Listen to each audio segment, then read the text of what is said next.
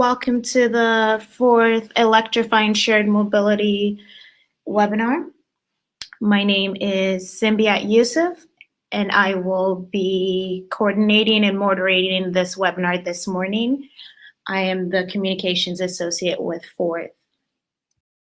Please make sure you submit all your questions through the attendee chat, which is on the left upper corner, and we will get all your questions answered at the end of the presentation. Our speaker today are Tegan Molloy and Lauren Switzer.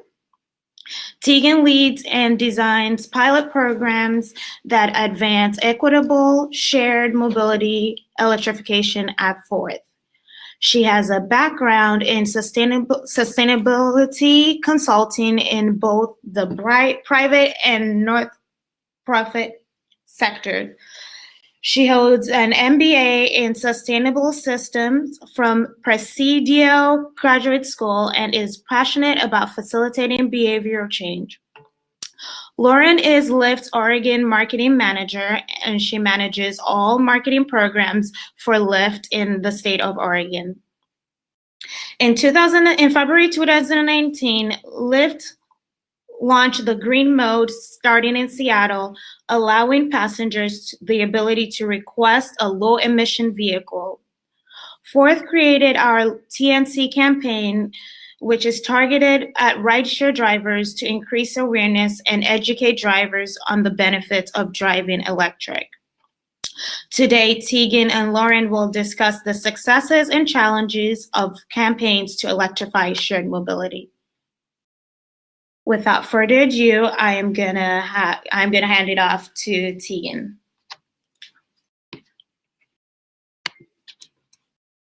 All right, good morning, everyone. Thanks so much for being here today. We have a fun webinar set up, and first I'm just going to tell you a little bit about Fourth. Fourth is a nonprofit trade association and advocate, and our mission is to advance electric, shared, and smart mobility. We're grounded in the Pacific Northwest with a growing national footprint, and we have four main focus areas, and they're industry development. We organize the largest electric, shared, and smart mobility conference in the US called Roadmap. Please join us this year in June. We also do policy advocacy work. We helped pass Oregon's first electric vehicle rebate in 2017, which includes a standard $2,500 cash on the hood rebate, as well as an additional $2,500 for low-income drivers. And we're currently working to reestablish a tax incentive in Washington for the purchase of an electric vehicle. We also do a lot of consumer engagement. We opened the nation's first electric vehicle showroom. It's brand neutral in Portland, Oregon. We did that in 2017. We conduct ride and drive events around Oregon and Washington. And the team that I work with is on the pilot and demo projects team, and we work to launch demonstration projects that bring clean transportation options to underserved communities. For example, we ran a community e-bike project in Northeast Portland, and really we're dedicated to making clean transportation options equitable. So what are we talking about for today's webinar? Well, we're diving into electrifying shared mobility. Specifically for this program, the transportation network companies I'll be referring to as TNCs. For a handful of folks on this webinar who don't already know, TNCs are companies like Lyft and Uber. Last year, we launched a program funded by the DOE alongside the cities of Seattle, New York City, and Denver. A portion of that grant was awarded to Fourth in Portland, Oregon, and was primarily to focus, or is primarily to focus, on outreach marketing and education. I also want to take a moment to talk about why we're focusing on pulling the paradigm shifting lever in this system. We know that most people still can't name a model of an electric car, and the lack of awareness of EVs is still a huge problem. We know that through studies of awareness and attitudes, there are key gaps around awareness and attitudes that, when closed, will immensely help increase the purchase and lease of EVs. So we've set out to increase awareness and education around EV adoption in rideshare. And I want to take a moment to also touch on why we're focusing on electrifying TNCs through this program. There's a huge potential to make an impact on the way we drive and to reduce our CO2 emissions. And to give you an idea, the wonderful UC Davis Plug-in Hybrid and EV Center did a study finding that ride-hailing vehicles travel much more than personally owned vehicles, traveling 189 miles a day compared to 27 to 38 miles a day for personally owned vehicles. So the potential for impact is huge. Another added benefit to this work is the exposure of the public to EVs when they actually ride in these vehicles. Riders are curious and drivers often become instant evangelists. In any case, we're in the middle of the work to identify unique barriers to EV adoption in the rideshare space, and we're aiming to target possible interventions to support the transition. And through this program, we're also setting out to establish best practices that others can use around the country. You're welcome to check out our website that I have listed on this slide, evsharedmobility.org, for more information about what the other partner cities are doing for this grant. And now that we're familiar with the framing of this program, I will dive next into the specific outreach and marketing work that we're doing here in Portland. So our work for this program we've developed is really in 3 phases. We've worked closely with a creative agency to develop this campaign, and it's called the Driver Goals Campaign. We're taking very much a driver-centric approach with who we're targeting and who and how we're targeting, really.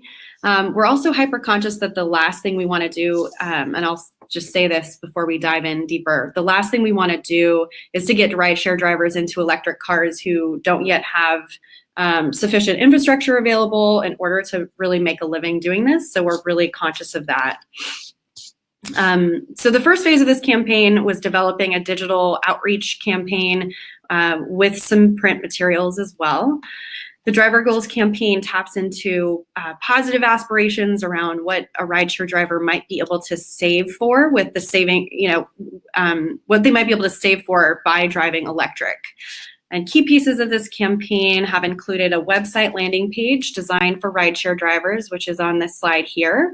And if you go visit our website, we've got also a friendly short animated video for rideshare drivers that's really fun to check out.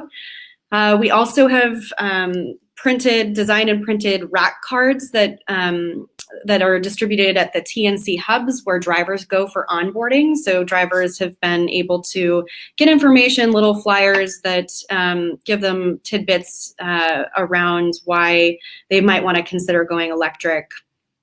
And we've also developed some GIFs or GIFs or however you say it for the social media campaign, which has actually been doing super well. I think we're about 10 weeks in.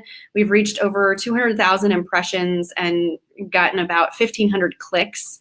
And really we're trying to take that website traffic and that online engagement and translate that into bringing people into our Go Forth Electric Showcase where people can do test drives. We also printed it for our first phase physical banners for various pop-up events that we've been doing now that we are entering into phase 2. And here's an image of our rack card that we distributed at the TNC hubs. So definitely focusing on the messaging being that fuel costs are less, maintenance costs are much less, and that with rebates, it's really hard to ignore that by driving electric, you could be saving quite a bit of money. So in our second phase of the Driver Goals campaign, we've rolled up our sleeves and are deep in the middle of this and have spent a day at the TNC waiting lot at the Portland Airport. And this is where drivers wait in the queue to be hailed and may wait over an hour potentially to get a rider. So we thought this was a perfect location and opportunity to reach somewhat of a captive audience. And we went there, I think it was last month, and it was a huge success. We reached roughly 150 rideshare drivers there. They were really excited to see some activity in the waiting lot, because otherwise they're all mostly just sitting in their cars waiting to be hailed. So we'll be, because of the success of that and the number of people that we were able to connect with at that event, we'll be doing some more pop-ups at the airport. In addition, we're going to be tabling at charging stations and TNC hubs. Go meet the drivers where they're at. And let's see here. We're also really starting to build community with existing EV drivers and folks who are EV curious.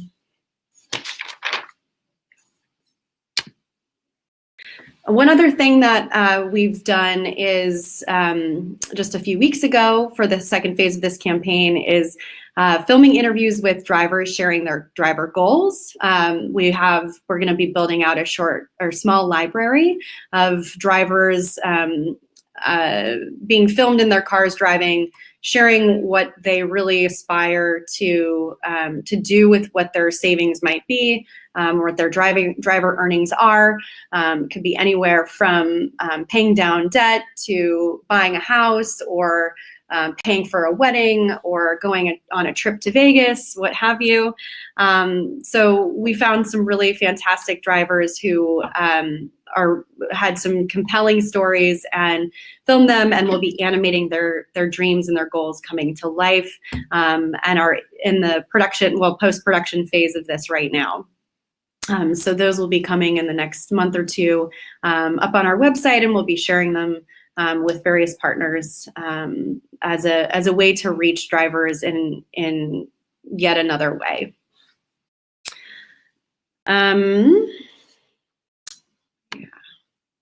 So the third phase that we've got is doing, and I'm sorry, I've lost my notes here, but some more longer term engagement through community building with the drivers. We have an EV ambassador program, and so we'll be hopefully wrapping driver engagement into that, specifically with the rideshare drivers.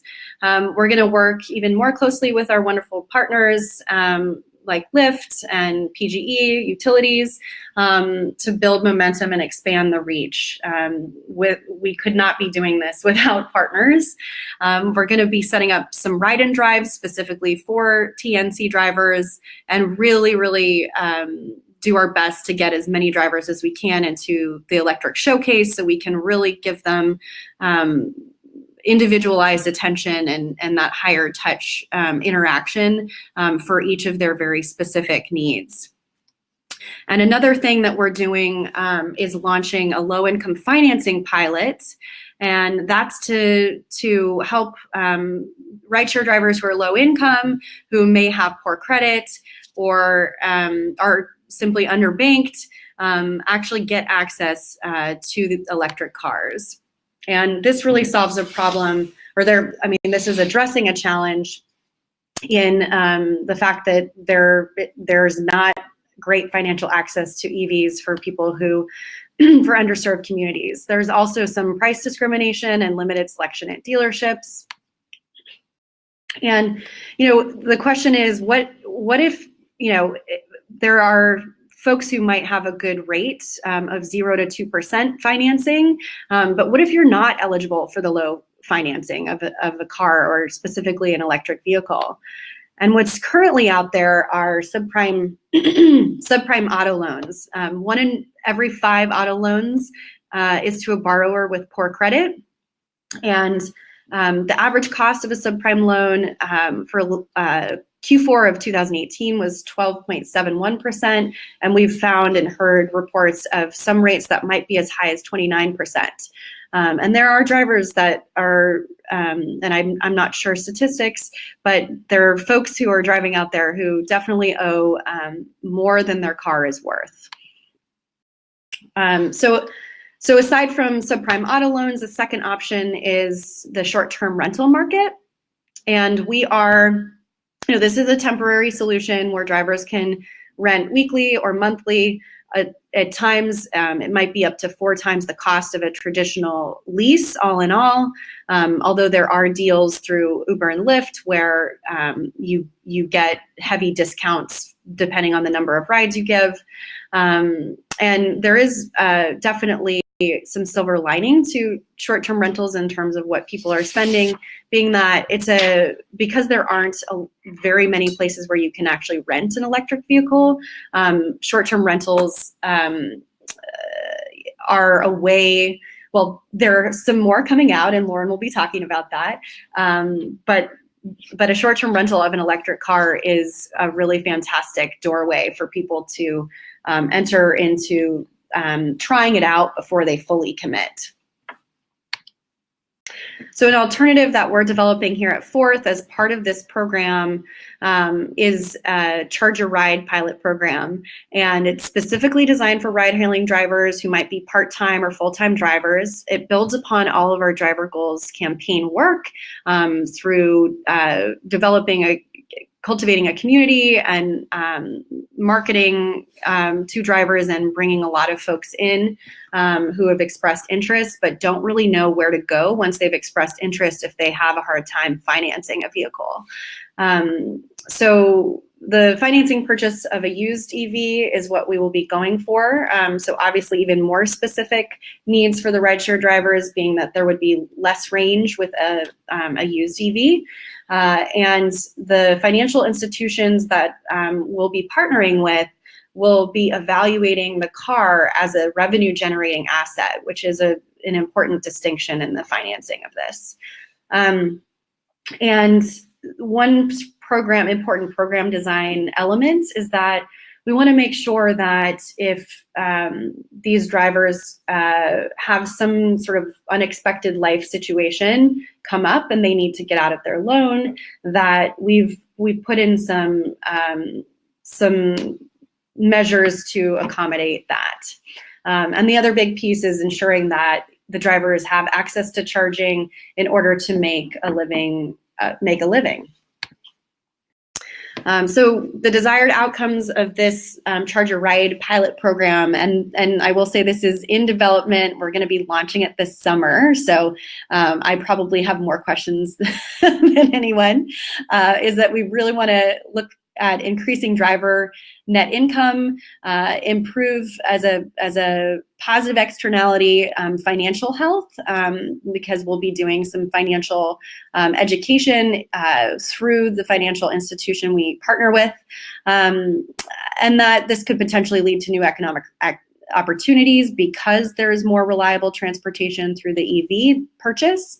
Obviously, air quality benefits and reduced CO2 emissions are a part of this. And in general, we are super excited to see increased access to electric car adoption.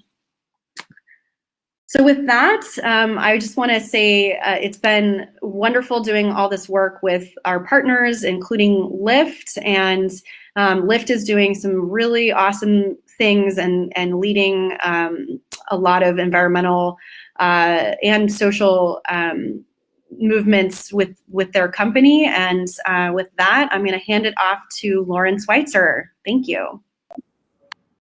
Hi, everyone. So my name is Lauren, and I am with Lyft. I'm going to flick us ahead a few slides. And to clarify, we'll do questions at the end of both presentations. So once I'm done presenting, then we'll open it up to all of your guys' questions. So as Simbi mentioned at the beginning, I am the head of marketing for Lyft in Oregon. I've been with Lyft for almost 3 years now and have seen it kind of go through a lot of different phases. Some of the most exciting things that we've seen in recent times is Lyft's commitment to environmental sustainability. So I am going to be diving into that a bit more in my presentation. So Lyft's mission statement is to improve lives with the world's best transportation.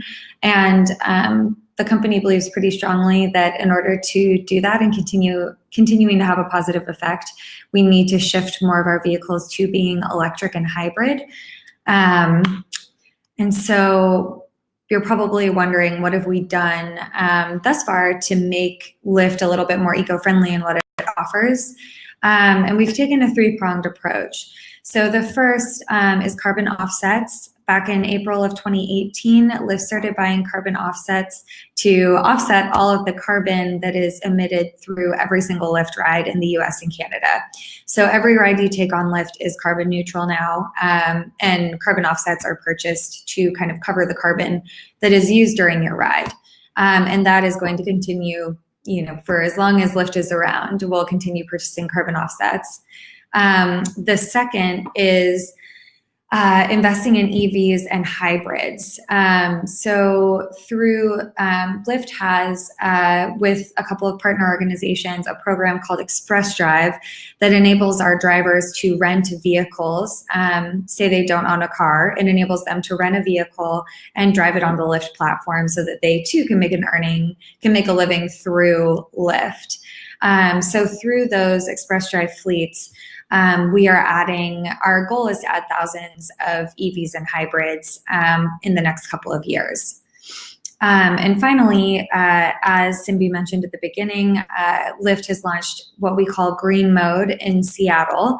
And what Green Mode enables passengers to do is to request a ride in a high MPG vehicle.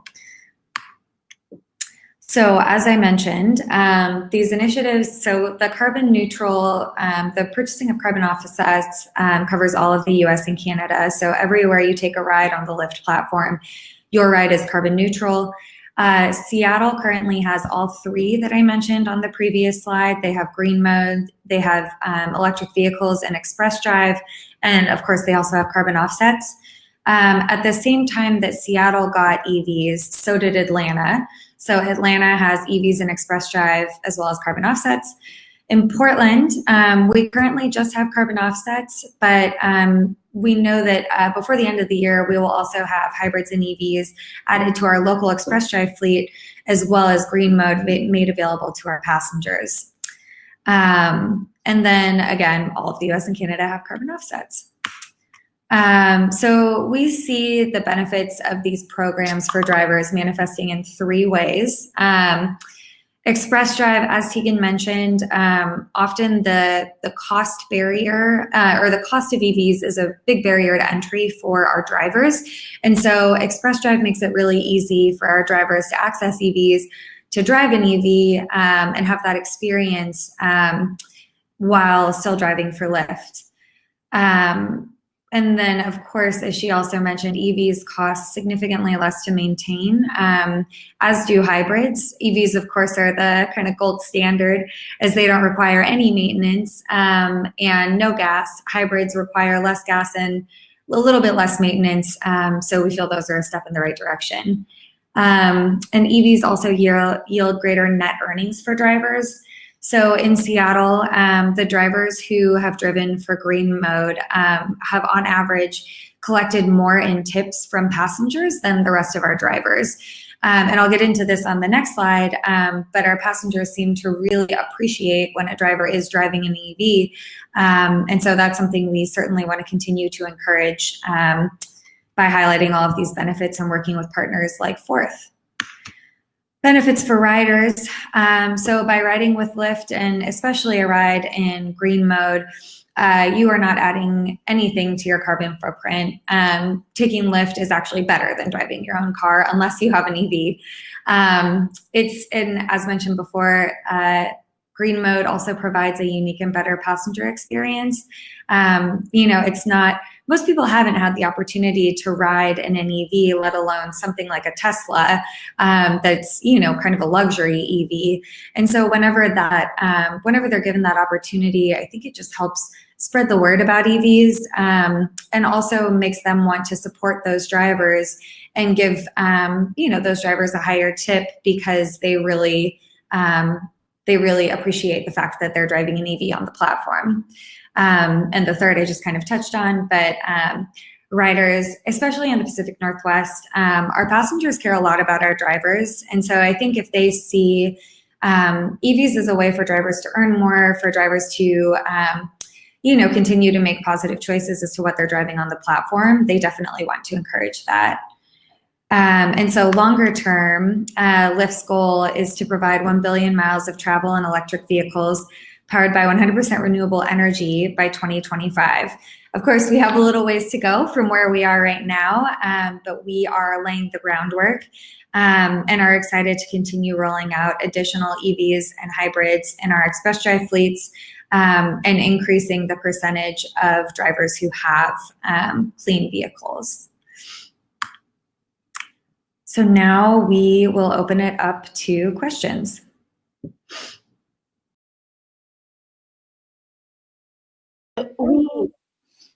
Thank you. We already have some questions in line, and please do keep the questions coming, and we'll try to get through as many as we can. The first question we have, it's from Andrea, and it says, do you do education on hybrids to EVs? Yeah. Okay, so yeah, and the rest of that question is, sounds like Andrea drove last spring and they labeled her Leaf a hybrid. People, even event hybrid drivers, aren't even aware of the difference. And yeah, I mean, that's definitely something that Forth does. We work closely with dealers, auto dealers. With all of our consumer engagement work, we have actually a ton of resources and assets, collateral that we give to folks, and then through our ride and drives and our Go Forth Electric Showcase and our website as well, we try to do as much education as we can about the difference, and at the same time try to keep it simple, because it can get really, really confusing very quickly to folks who are new and just learning about this sort of thing. Hope that answers that question. And this is from Mike Hussein. How is the relatively long time for EV charging or high cost of DC fast charging impacting EV adoption by TNC drivers? And what are the solutions to these challenges? Yeah, thanks for that question, Mike. That is a fabulous question. And I mean, so the need for DC fast charging is extremely high particularly for rideshare drivers. We've had conversations, and pie in the sky it'd be great to have dedicated charging stations for drivers who are really giving a majority of the rides versus a single occupancy vehicle that is just driving to and from work and sitting in a parking lot all day. But from a standpoint of the cost, there are, and I don't want to speak out of turn, but I know that at least one of our partners is working with a utility here in Portland to potentially cover that cost for off-peak charging, which I believe is upwards of $25 a month. So if you're in a position to say you don't have home charging and you just need DC fast charging, you might be able to go to the World Trade Center downtown at PGE, fast charge your vehicle once, if not twice a day, depends on your range, obviously. But if you can manage to do that in off-peak hours, the cost is considerably less. And with technology advancements, the time to do that is also decreasing. Thank you, Tegan. Another question. Out of all these marketing vehicles you were mentioning, what did you get the most traction and success? What was the most traction and success with all the vehicles?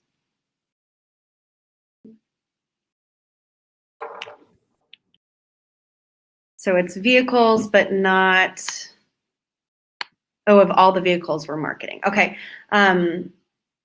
Yeah, so I think if I'm understanding the question, because I think I saw another one that was actually around where are we getting the most traction in terms of our marketing. Our marketing, I would say, it's everything's sort of building on itself and complementing, the fact that we actually can recommend that people go into a showcase is pretty important for being able to, do the awareness and then take folks through the, for lack of a better frame, the sales funnel, if you will, right? So I think it's really everything building on itself. The one-on-one engagement is really key and really important because drivers have so many specific questions, and we are developing more new materials that will help guide folks through what their total cost of ownership might be and address specific questions that they might have online. So that's a tool we're working on, and then from a standpoint of vehicles and what vehicles are getting the most traction, definitely, it really depends on the driver. Some folks just want the highest range possible, so the Chevy Bolt is very popular. Some folks want a more luxury vehicle. Some folks are, need a van for their family because they're running errands. So, it really just depends on the driver and what their personal needs are, in addition to what their work needs are. So it's really hard to say like there's any one particular vehicle, but the folks who are driving full time are looking for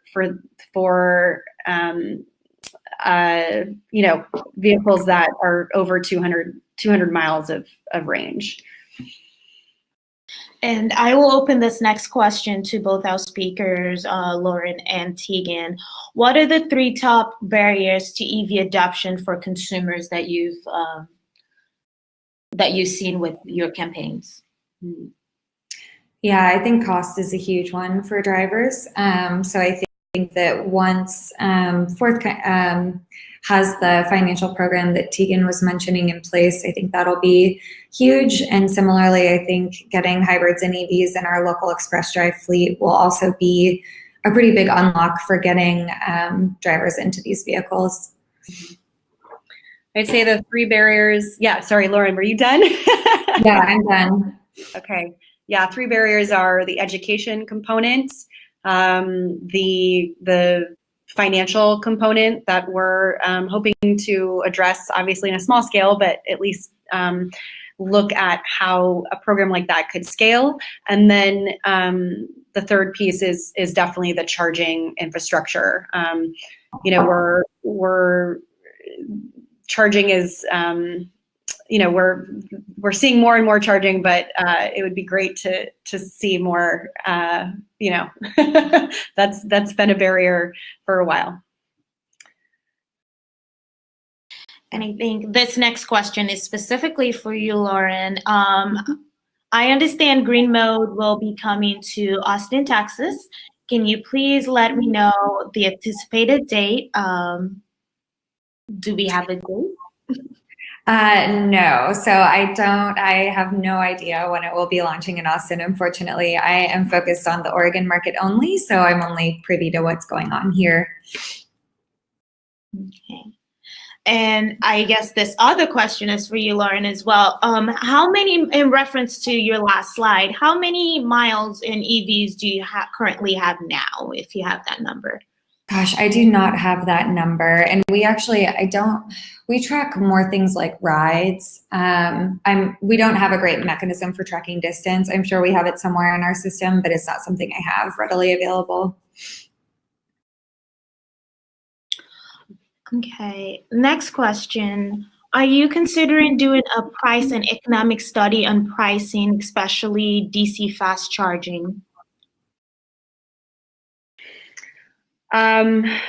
It's in that. Okay. So that has not been something that we've baked into our work so far, but As I mentioned, we are developing ideas around what does phase 3 for this look like, and I think that's wonderful feedback, and could be something we take into consideration as we think about what is the next phase of this campaign now that we've done a lot of the outreach and awareness.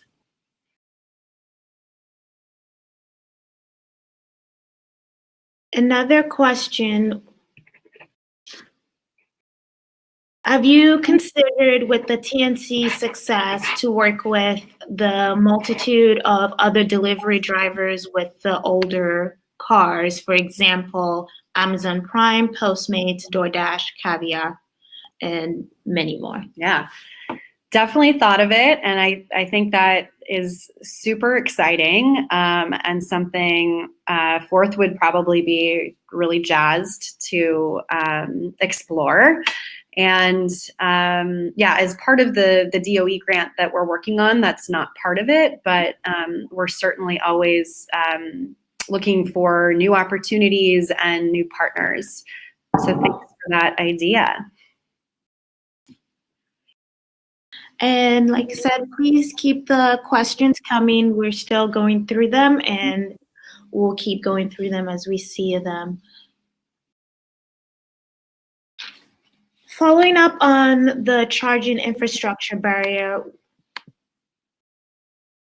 how do we get utilities and fully engaged, cities educated when it comes to charging infrastructure?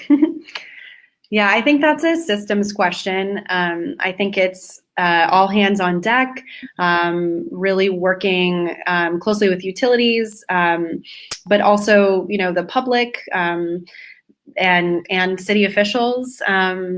So I think you're answering your own question by asking, is it all of the above? And there's some really there's some great work that utilities are leading here in Portland and Oregon and elsewhere. And that's certainly one piece of it, but it's really everything that works together to orchestrate the adoption of EVs across the board. So, Lauren, do you have anything you'd want to add to that? Sure. I think so. With the EV charging barrier, I know in Seattle, for the EVs that we provide drivers, we actually provide free access to charging. And I think that's going to be our plan as we launch EVs in other cities as well, to kind of help lower that barrier. But it's specifically for the drivers who go through our Express Drive program. So that's one way we've kind of found to reduce the barrier. Thank you, guys. TNCs have led to increased congestion. What efforts are being made to reduce deadheading and increase ride pooling, along with the increase in EV usage, especially if the goal is to reduce carbon footprint? Yeah. Great question. Lauren? Oh, sure. I was just going to say, I am not really equipped to speak to that on behalf of Lyft. So unfortunately, I don't really have much to add or share. Yeah. I think that's an excellent question. And I, from a standpoint of thinking about the future, the really adding to the line component, the shared component of the TNCs might really help. And we do know through studies, and I'm blanking on which study I read this on, but there are people who tend to ride their bikes or ride scooters or take transit even, or walk, will also be more likely to take a rideshare ride. So there are definitely positive correlations there. So it's, yes, deadheading is an issue. I believe that both Lyft and Uber know it's an issue and are working on it based on my conversations with them. I'll give it one more minute for any last questions we might have on this subject.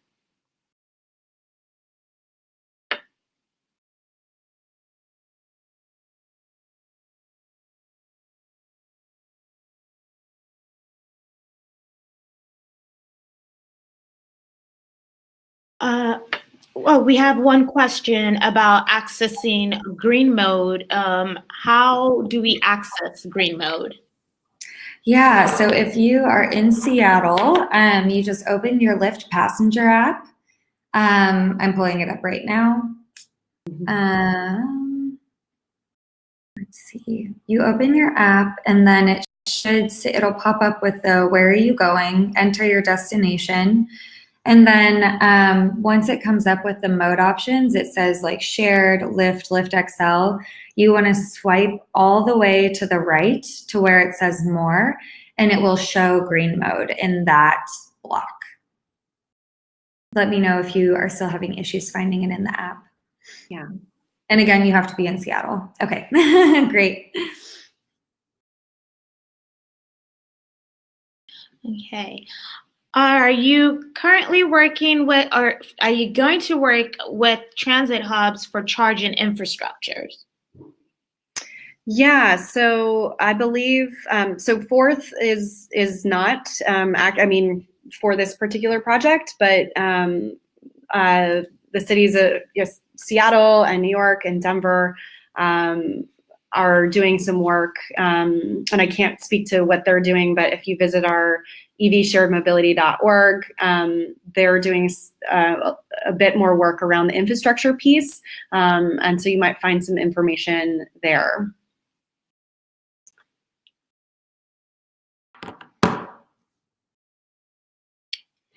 Okay, thank you all for joining us today and asking all of your questions. I would like to give a huge thank you to our speakers, Tegan and Lauren, for presenting today on some of their campaigns aiming to increase awareness and educate rideshare drivers on the benefits of driving electric on the platform. Feel free to email us with any additional questions in regards to the webinar. We will have the presentation, the webinar recording available after the webinar, and also we'll share the webinar slides. Our next webinar will be on May 14th, and we'll cover building codes and the future of EVs. Our program manager, Eric Hong, will be joined by Ed Pike, senior engineer at Energy Solutions, and they will discuss the key role of EV-ready buildings and their impact on EV adoption. And we hope you'll be able to join us next month. And as I mentioned, if you have any last minute questions, please shoot them to us and we will be able to answer all of those as we get to them. Thank you so much for joining us today, and we hope you have a wonderful rest of your day. Thank you. Thanks.